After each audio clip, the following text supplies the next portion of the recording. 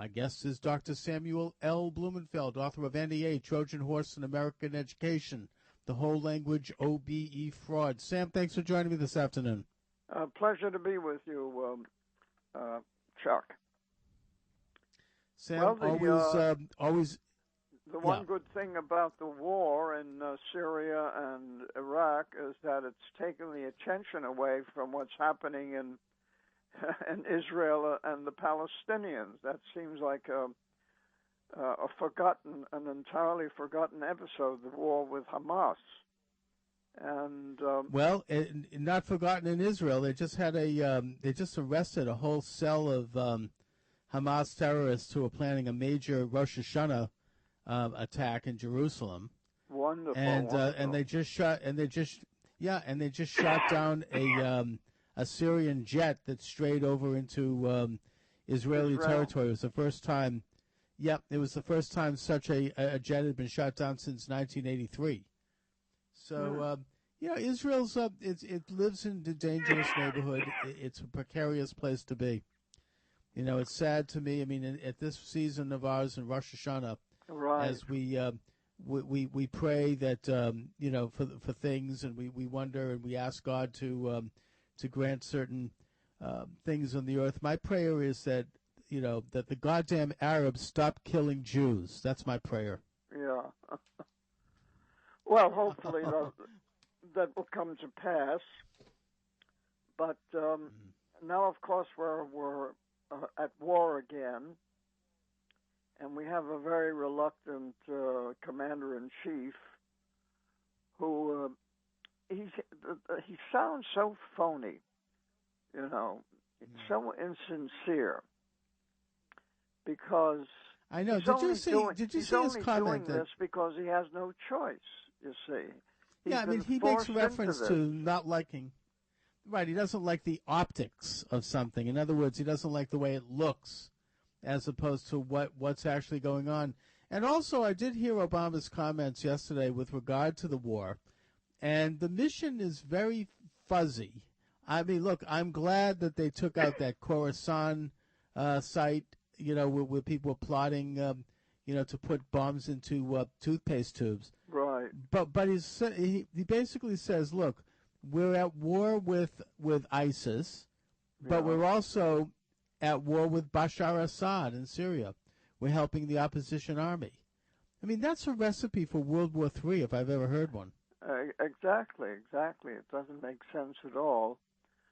But, we have to put up with it. We have a commander-in-chief who really has never served, has never been in the military, knows very little about it, has probably a deep-seated hatred of the American military in general, and but he's in charge. And of course, we're all waiting for November, the November elections. That's the turning point. Otherwise, we're just treading water until we see the results of those elections. And so everything is up in the air. It's a very peculiar state for this country to be in. And so everybody is, going about doing their business. And how is your daughter doing in her school, back to school? She's doing very well, Sam. I mean, my daughter is, she's an AP history student who gets A's in history. She happens to have taken a great interest in American history. She's also very strong with American literature. The teachers in both of those seem to be pretty straight arrow. Some of the teachers are very good. You've got others who are change agents. There's no question about that. Yeah. I mean, in English, they're reading The Great Gatsby, which, of course, is one of America's great classic novels. Right. She loves to read. She reads voraciously thanks to alphaphonics. Good. Good. She reads whole novels. I mean, she also reads very good texts. She's got strong math skills, which is pretty unusual. One of the teachers is a change agent. I mean, we went to Parents' Night last Thursday night, so I got to read on each of the teachers. And where unfortunately, the Brookline? chemistry teacher. No, it's in Boston Latin School. Oh, Boston. Latin. Hannah's in she's in one of the top exam schools in the country. I mean, she's she got in because she got very high scores on the test. And the chemistry teacher's a change agent. And when I say that, I mean it in that rather than actually teaching the kids chemistry, something with content, she's into this whole, we're going to teach how to teach, and we're going to learn by doing, and we're going to experientially. I mean, it sounds a lot like what John Dewey would have talked about. And she probably is a Deweyite, Yeah, I think so. And Hannah hates it, and it's unfortunately that's what people are up against. I mean, she's wise to it. She recognizes that as disappointing as this is, that's the way the world works. I mean, people. We assume that people are in school to teach. I just had Charlotte Isabin on the show. Oh, good. And we talked about her. Yeah, and it was excellent. And she's coming back when she comes. She's going to be in Belgium for a few weeks, but when she's back, we'll be continuing a series. And she talked about the. She knows full hand because she was in the Reagan administration, Department of Education. Yeah. Where I think that she might. I'm not passing any dispersions here, but I think she purloined several documents. And published them in her book. She made copies of right. the documents, that became the basis of her book. That's the right. Deliberate Dumbing Down and of she America. Talks about the deliberate dumbing down of America, and she talks about the Skinnerian methods of our educrats, right, and right. we talked about. The sort of the collusion between international big business who wants to create, useful idiots, human resources, docile people that's common core. To work for them. Yeah, that's right. Common. And then them, and of course the socialists, people like John Dewey, who are ideologues who are working toward creating a one world ant colony. Right. It's kind of a collusion between two forces, both of which have an agenda that is unnatural, that is unhuman, that is not completely contradicts what we think we're getting for our children and what we're paying for our children's education, which is to help our children develop an independent character, someone that can think on their own, right. Someone who can think cognitively, someone who has Judeo-Christian moral basics, someone who understands and respects American sovereignty. They understand the Constitution. They're patriots. Things that we sort of think and assume the schools are doing, but they're not. That's right. A lot of parents assume that the schools are doing this, but of course they're not. I mean, particularly what really gets my goat is the fact that the Bible is banned in the public school. I mean, the idea that the Bible is the foundation of our government. When you look at American history, without the Bible, there would have never been a United States of America. And so the progressive educators have the goal to tell children that the Bible is totally irrelevant, and refuse to even permit. In some cases, students to have their own Bible clubs, along with other clubs. Well, actually, there was just a victory, a Supreme Court victory on that one. Now, yes, they are allowed to have Bible clubs after school on the premises. It took a Supreme Court to step in and correct that banning of speech on school. But so there's a small victory there, Sam. Well, it's very interesting. I was in New Hampshire the other day at the celebration of the U.S. Constitution, at a meeting and a dinner, and one of the New Hampshire legislators came up to me, and we had a nice chat, and I asked him what he thought about the schools in his district, and he said, "Oh, we have good schools," and I said, "There is no such thing as a good public school. As long as the Bible is banned in a school, that school is under satanic influences. There's no question about it. Because to deny the relevance of the Bible, just the history that's in the Bible. There's so much in the Bible. You can't do a crossword puzzle without having read the Bible. And I firmly believe that the absence of the Bible tells children that they are the products of evolution, that they are no better than their pets, their cats or their dogs, that there is no purpose to life apart from, eating and sleeping and screwing around. And that creates an enormous amount of depression among young people. You know, we have more teen depression today than ever. Where did this come from? There was no such thing as teen depression when I was growing up. There was no such thing as teen suicide when I was growing up. And incidentally, you've had 3 suicides in Brookline alone, at Brookline High. No, not Brookline, in Newton. I'm sure you're aware Recently? of that. I'm not. Tell me about it.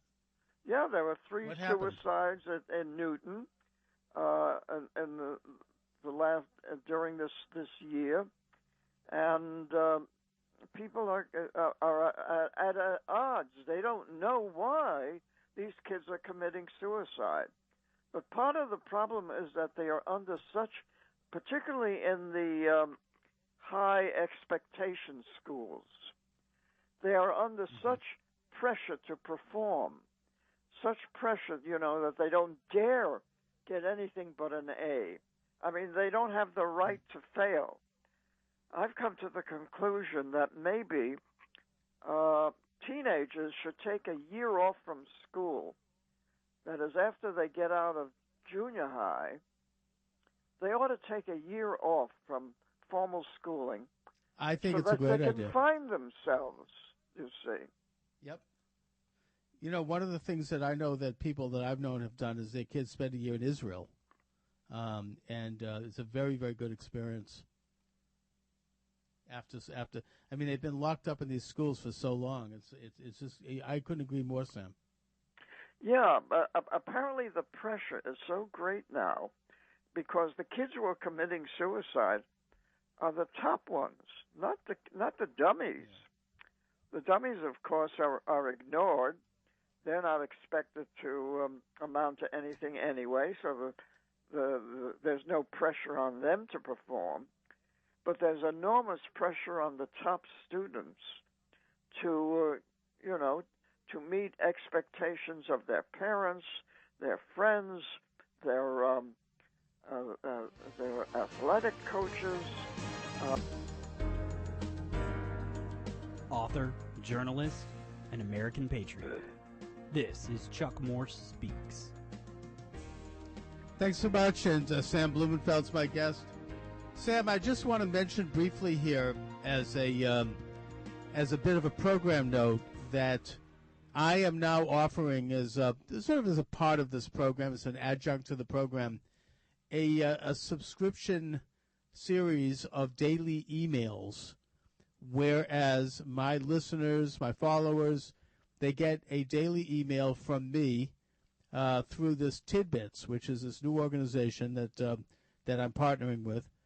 And that in that email, it's an exclusive and somewhat confidential look at my show notes and what I was thinking, my observations with regard to this program, just whatever, different thoughts I may have, observations, a couple of jokes maybe. And I also include in it a podcast of this program. So you get the program and you get a description of what was discussed every day, 7 days a week. And you apply for it through this Tidbits, which is TIDBITTS. It's this new service. And it costs 99 cents a month, which is pretty reasonable. Yeah. You can cancel it at any time. The first month is free. And I have a lot of hopes for this. It just launched Monday, so it's all very, very new.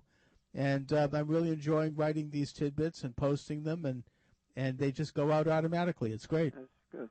So what is it called? Tidbits? Tidbits. And you just go there and you put my name in the server, Chuck Morse or Chuck Morse Speaks. Go to politics. You'll see it. I've got the logo up there, and you just subscribe. It's only 99 cents.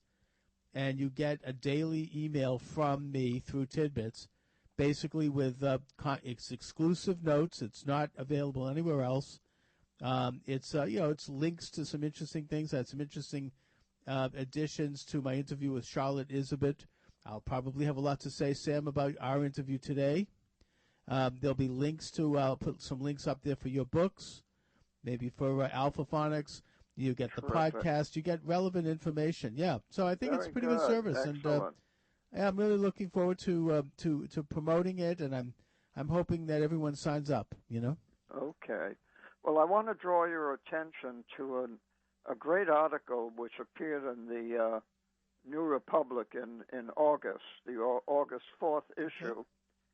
And the title is Don't Send Your Kid to the Ivy League. A better education and a better life lies elsewhere. It's by William Deresiewicz of Yale University.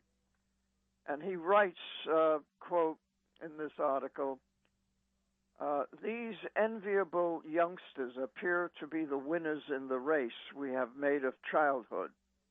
But the reality is very different, as I have witnessed in many of my own students and heard from hundreds of young people when I have spoken on campuses who have written to me over the last few years. Our system of elite education manufactures young people who are smart and talented and driven, yes, but also anxious, timid, and lost, with little intellectual curiosity and a stunted sense of purpose, trapped in a bubble of privilege, heading meekly in the same direction, great at what they're doing, but with no idea why they are doing it. So that's quite isn't that amazing? An indictment. It's quite an indictment Of the Ivy League, and of the children who are pressured into becoming, top performers, and the whole purpose of it is so that they can get into the Ivy Leagues. You mean that both literally and also in their malpractice with regard to their teaching methodologies. Talk a bit about your book, Sam. Well, the book, the interesting thing about the book is that, I've been investigating progressive education for many years, particularly on the whole business of the reading problem. And it's been a slow revelation, and certainly I in my first book, The New Illiterates, I came to the conclusion that anyone taught to read by the look-say method would exhibit the symptoms of dyslexia. So the whole point was, why would educators deliberately create a teaching method that would harm the children? And so I came across John Dewey's seminal essay that he wrote in 1898, in which he outlined this plan to change America into a socialist society, a collectivist society, to get rid of individualism and capitalism. And he said the way to do it, of course, is to take over the schools and to lower the literacy level of the American people, because intensive phonics created independent thinkers. It created people with independent intelligence who could think for themselves, who could read anything, and were much more difficult to influence than a dumbed-down population. And so he and his colleagues actually implemented a vast conspiracy to dumb down the American people by using the education system. And it occurred to me that it is a crime to dumb down a nation. I mean, what gave them the right, the goal to take an entire nation and decide to lower its literacy level? What gave them that right to do that? And also to plot the destruction of our constitutional republic and its replacement with what? What did they want to replace it with? a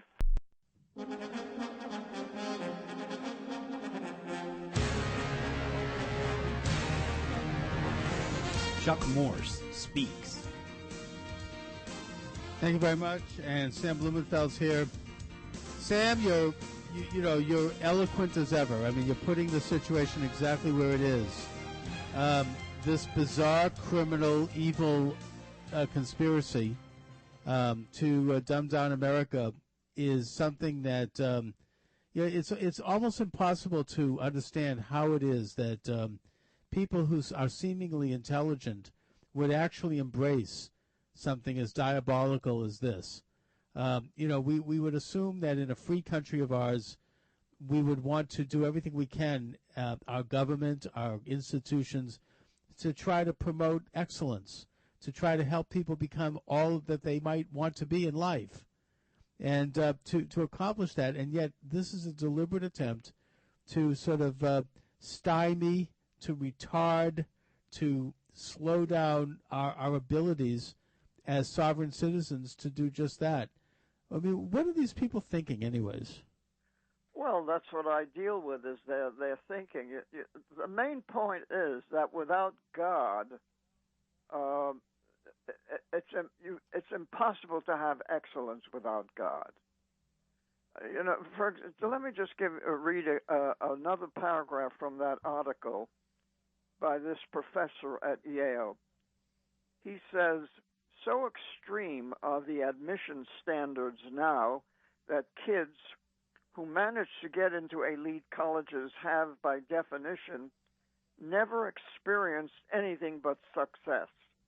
The prospect of..." Taking back America one listener at a time. Chuck Morse speaks. Thank you very much. Sam Blumenfeld's my guest. Sam, when you remove the creator of the universe from the schools and from a young person, that creator is, at least their agenda holds, the creator is replaced by the power of the state. Exactly. It's written. It's been written about openly. Replacing the moral authority of a higher power with that of the state. It's that simple. Exactly. And that's what the progressives want. They want a secular humanist state which denies the existence of God. And of course they have, they have their own values, for example, they teach kids that you're only of value if you are if you can contribute to the community, and people have to be judged on their ability to, that's, for example, what the Germans did when they killed off people they considered to be useless, you see. But in a world with God, no one is useless. I mean, even, and it all depends on the parents. Every life has value. Yes. But every single life. I mean, exactly, this is what the Talmud teaches, that every life is like a universe, and to lose a life is like losing a universe. Exactly. So the secular humanists, they have the lifeboat survival game, the fallout shelter survival game, you see. And what does this teach the kids? They teach that, well, you have to judge people by, you throw out from the lifeboat people who you believe are useless people, in other words, who can't contribute to the state. And that's the point of view that they use. And, of course, that's very depressing. There was one... it is. A youngster, a Christian youngster, who said, well, we ought to find a way to save everybody. And of course, for the teacher, that was a no-no. What do you mean, save everybody? We've got to get rid of some people, And But children who don't have a strong sense of transcendental being, unfortunately, are deprived of that important idea that everyone is useful, that every life has meaning, even if to us they're considered useless. You see. Because we're created in the image of God. That's a terrible philosophy to inculcate to children, because then that provides the recipe for genocide. And Hitler killed thousands of people whom he considered to be useless. And, of course, it's all coming to light. And the psychiatrists were all involved in this. They had to judge a person on the basis of their usefulness.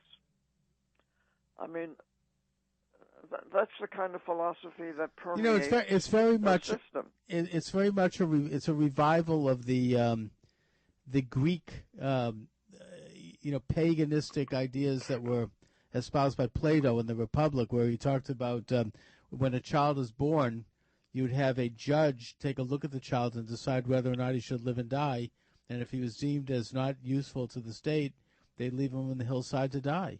Exactly. I mean, one of the most immediate reforms of the Torah, which was given by God, was to say that all men and women, and it does say men and women, were created and are created in the image of God, and as such, every single human life has value in and of itself for its own reasons. It's a self-contained universe, so to speak. It is an image of the Creator, and everyone has a right to that, to that life. I mean, the goal of a moral society is to try to preserve, protect, and defend the life of the citizens who live in that society. That is the yardstick upon which we judge a moral society. But Obamacare, you will be eligible. Say if you're an elderly person, you will be eligible for treatment if you are useful to society. They're going to be judging people, rationing health care on the basis of whether you deserve to have it, whether you're useful to society. Exactly. How to teach your child reading, writing, and arithmetic in the traditional manner.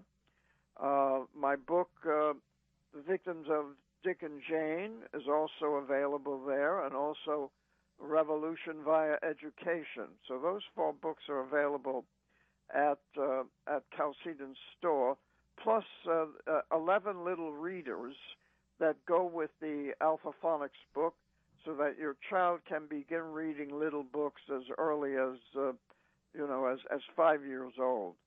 And all of these books are available at very moderate cost. And of course, I couldn't recommend them more highly. Great. Thank you very much, Chuck. So that's what I suggest. And of course,